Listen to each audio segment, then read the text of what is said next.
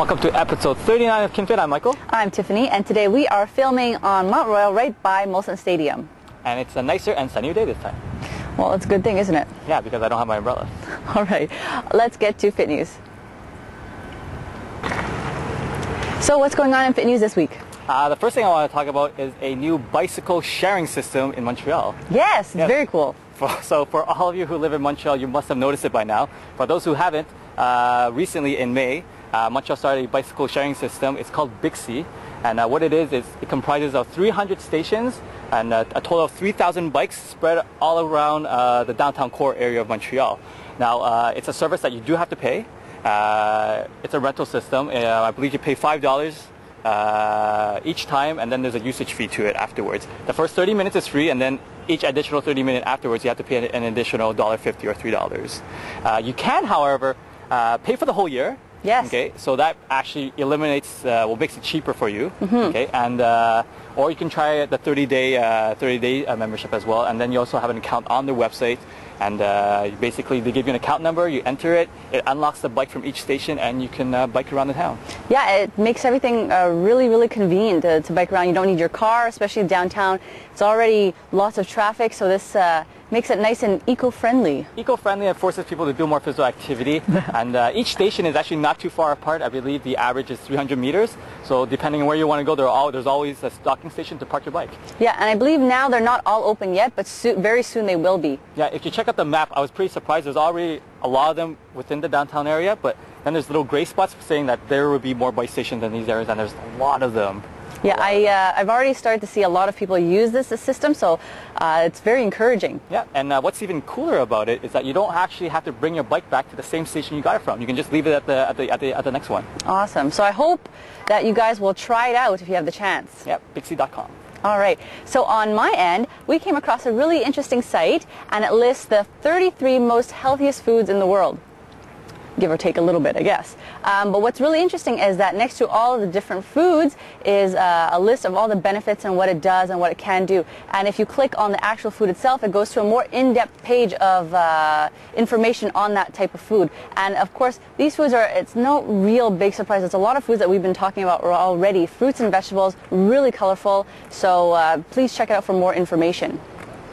Yeah, so if you're eating something and you want to figure out if it's what are the health benefits, definitely something to check out. Exactly. Yeah. And the last little bit of news I want to talk about is an article I came across on lifehacker.com.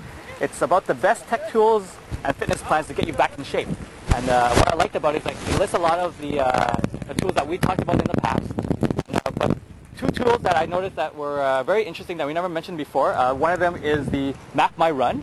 It's an actual online site that you can actually plan out your workout and actually map out your run or your cycling route. Yep, I have actually used it before. Oh, have you? Yeah. Okay, that's cool. I didn't realize that. Well, and you can also calculate the amount of calories you burn for that exercise. But if you're not into those online websites, we have to sign up. There's actually a Mac program, a Mac application for your desktop that does basically pretty much the same thing. It's called Trail Runner. That's it. So it's a Mac app only. So if you're a PC owner, unfortunately there's no PC app, at least not yet.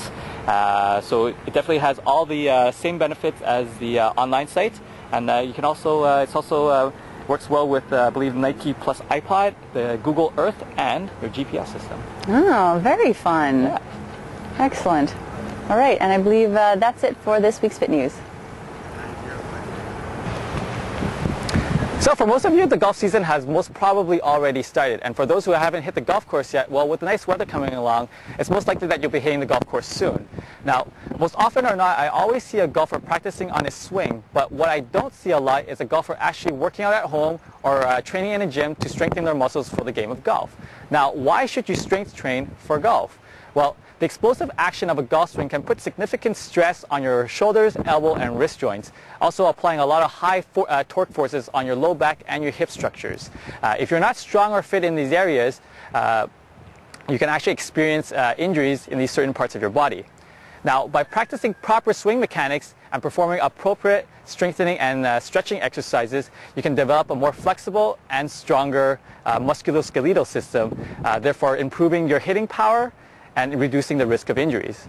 Now, as you achieve higher levels of fitness, you can generate more force with less effort, creating a smoother swing and greater club head control or club head speed. Now, as you're able to develop more forces but without forcing the action, this will create longer and more consistent drives. Now, there are a lot of exercises you can actually do. I'm not going to name them all, but what I suggest is that you find a kinesiologist or a strength and conditioning specialist or a golf pro that can design a specific program tailored to your needs based on your strength and weaknesses. However, I will mention 3 simple exercises you can try out at home or at the gym that will help you with your game. The first exercise is the squat with medicine ball wood chop. Now, this will help with your force production and weight transfer from your lower to your upper body. Second exercise you can try is the lateral shoulder raise, which will help with your swing action. And a third exercise you can try out is the overhead tricep extension. This will help with your club control.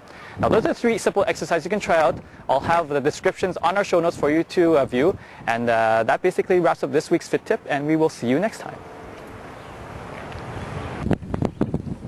So on this week's information, I'm going to continue on to part 2 of our coffee adventure. Last time we talked a little bit about the origins of coffee and the actual plant. So today I want to talk a little bit about the different types of coffee drinks and the specialty drinks. So the actual difference between coffee and espresso is really the method of preparation. Coffee is made through a percolator or a drip style where gravity pulls water through the grounds, and hence you have coffee. Whereas espresso is a little bit different. The grind is much finer and it has to be packed a little bit tighter. Hot water is forced through the grounds at a certain pressure, and the brew time has to be between 22 to 28 seconds approximately. And what you get is a much more intense and flavorful drink. Now, because of this more intense way of brewing, also the caffeine content is a little bit different as well. And this is a question that comes up a lot. So per serving of espresso and coffee, the caffeine count is actually quite comparable.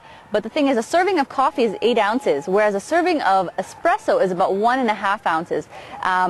That way, so in total, if you're looking at the actual volume of espresso, the caffeine, yes, is going to be more, but at the same time, the serving size is going to be different. So the amount of caffeine you'll take is probably going to be about the same thing. Now, this also depends on the type of beans you use. If you use more Arabica or Robusta, the caffeine content will go up or go down a little bit. So wherever you take your coffee, it might change slightly, so don't worry too much about that. Now, on to the actual specialty drinks. Whenever I go into a cafe, you have a whole list of different types of drinks, and sometimes we're not even sure what we're ordering. So I'm going to clear that up for you for a couple of drinks here. Now, the first one I want to talk about is a cappuccino. Cappuccino is made up of 3 parts, equal parts of espresso, steamed milk, and froth milk on top. A cafe latte is made up of 1 part espresso to 3 to 4 parts of steamed milk. Now, you also see a cafe au lait, which is actually different. Instead of espresso, coffee is used, so it's not quite as intense the flavor, but it's also equal parts of coffee and steamed milk together. Now, the last one I want to mention is the espresso macchiato, which is 1 part espresso with just a little bit of froth on top. So I hope that helps you a little bit. Next time you go into a cafe, you'll know what you'll be ordering. So that'll be it for this week's Information. So this wraps up this week's episode of KinFit. Please check back our show notes for all the things we want you to find out more about. And if you have any ideas, suggestions, or questions you want to give us, just email them to us at info@kinfit.tv. And a big thank you goes to Vincent, our cameraman today. Yep, and I think I'm going to grab a Bixi bike and go across town. I will race you. I will race you too. Now. So remember, don't quit. Stay fit.